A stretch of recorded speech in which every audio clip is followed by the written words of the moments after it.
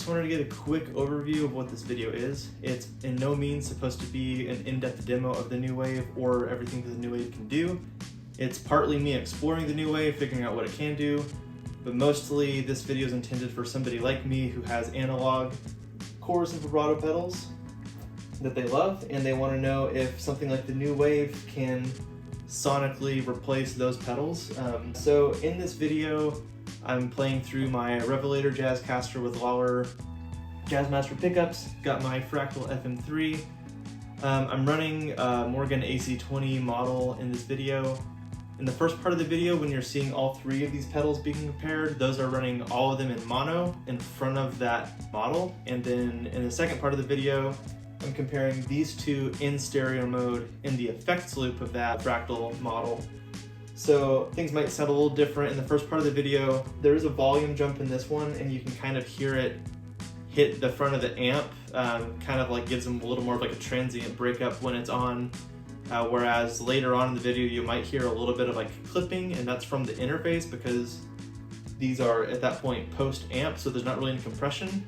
And before I caught it clipping, it was just pretty much running out of the amp model straight into my interface and clipping it. And so that is one thing that I will go over at the end of the video, and I'll show an example of.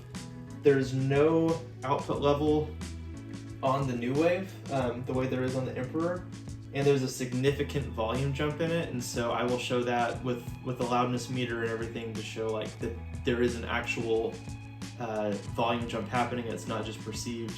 Whether you find that good or bad, that could be a deal breaker for you, might not be. And then there's one other thing towards the end I might talk about that I wouldn't say is disappointing, but kind of I wish this pedal would do it, because it does a lot of things, but there's one thing that I wish it would do. So yeah, without further ado, let's get into hearing some sounds.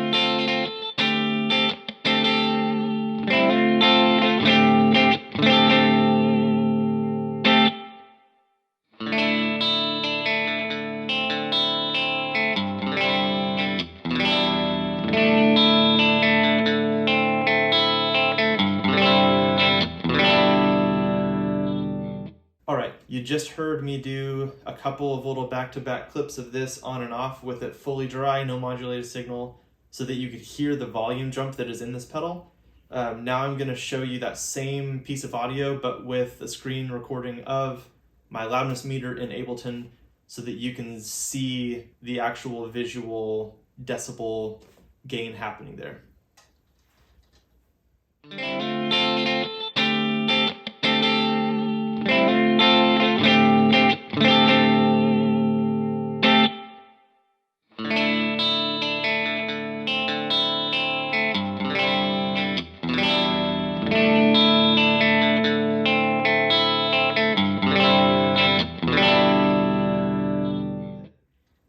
This sounds pretty incredible to my ears. I would definitely say for an analog chorus and vibrato, it's doing a bit more of a hi-fi thing, at least especially more than the Emperor, which if you're familiar with the Emperor, this is pretty much a vintage correct replication of like an Arian SEH1. So it's I would say this imparts a lot more character onto your sound when you turn it on.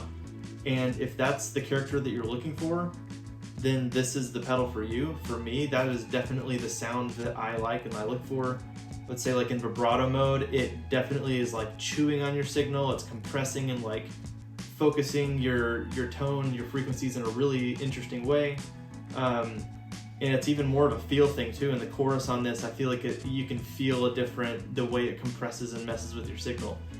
Whereas the new wave is like full range, full frequency, very deep sounding, very hi-fi sounding. It doesn't really like compress and kind of like chew on your signal the same way.